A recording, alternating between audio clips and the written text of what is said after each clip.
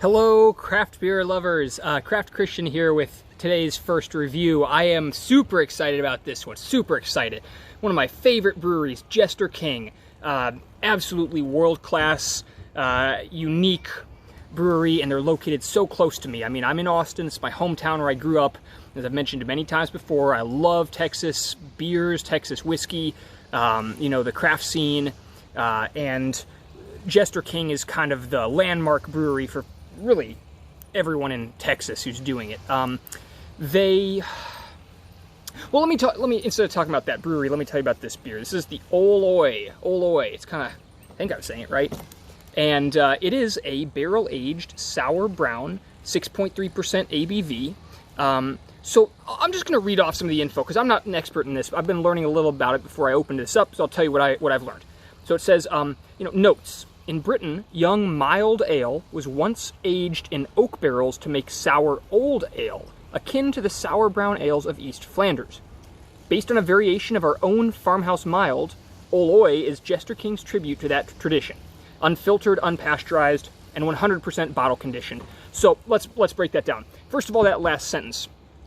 Jester King is famous for ending most of their descriptions with that, unfiltered, unpasteurized, and 100% bottle conditioned. So there's still going to be like yeast in the bottom. It's going to be a very well-carbonated beer as well because the yeast is still working in the barrel. And that's one reason their bottles are so stout, big and stout, is because they have to contain all that carbonation pressure. So now what else did they say in that description? It says this is a kind of a reference to a British style of ale that was aged in oak barrels, and that it's referring to similar to the brown ales, the Flanders ales. Now I love sour ales, I love farmhouse ales, and I love Jester King, so I'm pretty excited about this. Plus it's a hot day, I've been running errands, I haven't had anything to drink, I'm thirsty, I've got a meal I'm about to start into. And so I'm ready to have a nice beer and sip it, probably finish this bottle over the course of the rest of the day. At 6.3% ABV, that's a nice spot for me because I can feel the alcohol buzz, but it's definitely not out of, over strong, and I can keep sipping, keep drinking with my meal or if I'm working outside.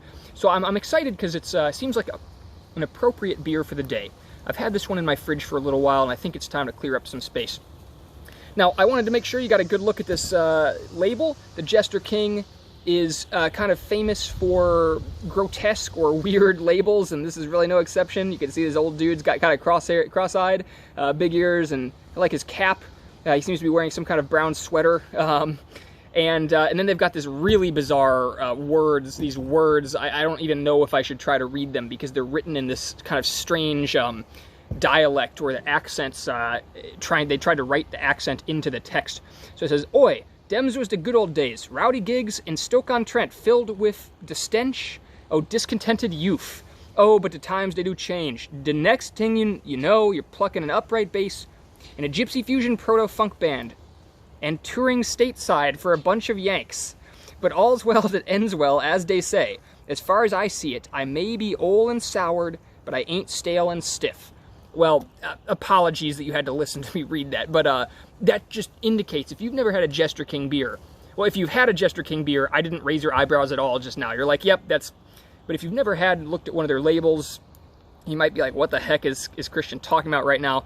They have the most surreal, strange, sometimes my brain feels like it's exploding when I try to read their flavor text or whatever it is. So, that's something that's part of their style, and I'm always looking forward to seeing what they do on each bottle.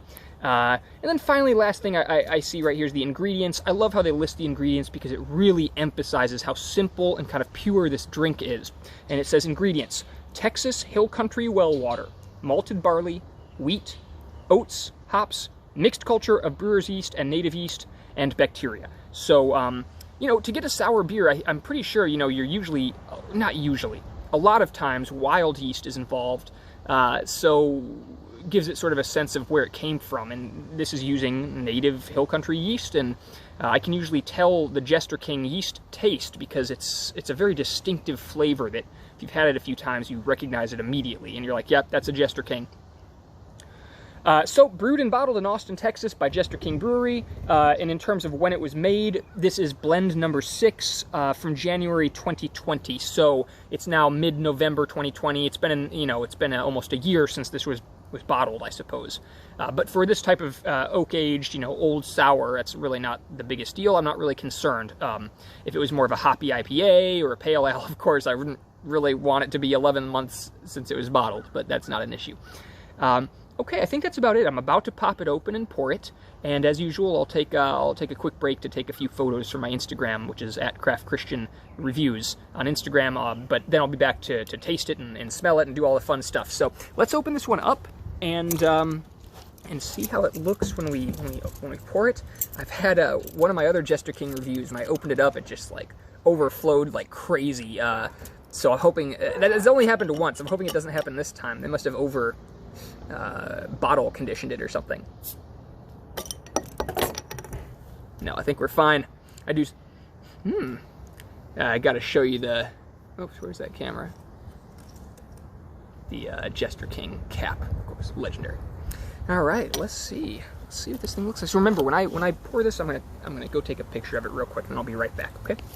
But here's what it looks like. Ooh, brown. Wow. Yeah. Okay, wow, cool. Okay, I'll be right back. And we're back. So it's only been a moment or two. The head has faded relatively quickly, but it's still there. It's not like it just went completely and vanished. But you saw it in the last clip, it kind of had come up to about here and then pretty quickly simmered down. Color's real pretty. That's not the kind of color I am usually drawn to. I don't know. It's strange to say it's pretty because I guess that's brown. It's like a reddish brown. But it's real pretty. I'm trying to hold, you can't see, but I'm holding it up to the sunlight. And it just looks like cranberry. It's this cranberry color. It's very pretty when the sun comes through it. And, yeah, it smells like a Flanders brown, which has a very distinctive, I don't even know how to explain it. It smells oak-aged. Very, very oak barrel smell. Plus that sour, kind of dark, heavy, sour smell. Yeah, it smells great, looks great. I'm sure it's going to be great. Let's give it a taste.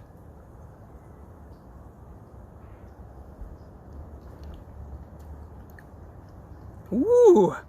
Ooh, that is sour. Yeah, that is very sour.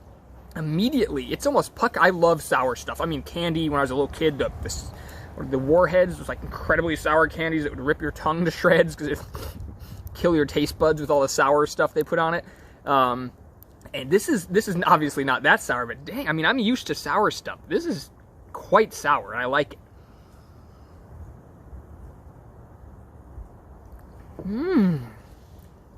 Ooh, there's a lot going on there. Yeah, as always, I'm not disappointed. As always, Jester King can make anything good. That's my opinion. I might call me a fanboy if you want. I am. I'm a total Jester King fanboy. I will not argue that for a moment. But they've just got so much personality. They're so good at what they do. In my experience, I can always trust them to make a beer I will enjoy. I've never had one I didn't like. There's been ones I liked more and ones I didn't like as much, but never one I didn't enjoy. They're always such a pleasure to open, such a treat.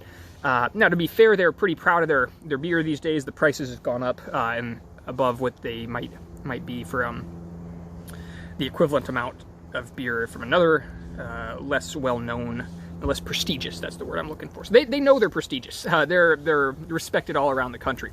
So they also have a place you can go visit their brewery. I can't believe I haven't been, but with the lockdowns and stuff, I guess I just haven't, done that yet. So it's supposed to be a real pretty area. It's in the hill country. So anyway, if you don't like sour, you're not going to like this. But it's not just sour. It's like you can taste the oak. It's got that real Flanders taste to it, but it's much better to me than the one I've had more recently. I can't remember which one. I don't think I reviewed it. No, I didn't review it, but I had another Flanders brown sour. It was nothing like as good as this. So, now it is a little much. I'm going to be real with you. I can't just rave the whole time. It's pretty in your face sour. I'm definitely going to be drinking this for a while today. What I'm saying is I can't just slug it back like it's a pale ale or something. It's way too intense It's way too intense to do something like that. I'm not sure what meal you would match this with. Hey, if you have any ideas, leave me in the comments. If you have any thoughts or recommendations for what to match a real sour Flanders ale with, I would love to know, because I'm still learning about beer pairings. I'm not sure what I would put this with. Anyway, as I'm wrapping this video up, I'm going to say this review. I'm going to say this is delicious. It's not my #1 Jester King ever. That's probably the Bug Farm is my favorite I've ever had. But this is the best Flanders brown type ale, sour old ale that I've ever had. I only have had a few so far, but yeah, just anytime you get a chance to try out Jester King, you can't really go wrong. So if you like this kind of content, subscribe, please, and give me a like, leave a comment, other Jester Kings you've tried, any favorite Jester King beers you've had. If you've had this beer, tell me what you thought of it, and any other Flanders browns or similar styles that you've enjoyed that you want me to try out, let me know the names. And then, of course, like I said, if you know any good food pairings for this kind of ale, please let me know in the comments. Go find me on Instagram. You can see the photo I took of this, and all the photos, the funny and just kind of fun photos I've been taking of the other beers I've been reviewing. Okay, so thanks for watching. Hope you enjoy whatever you're drinking today. Support your local craft brewery, and stay safe. See you in the next review.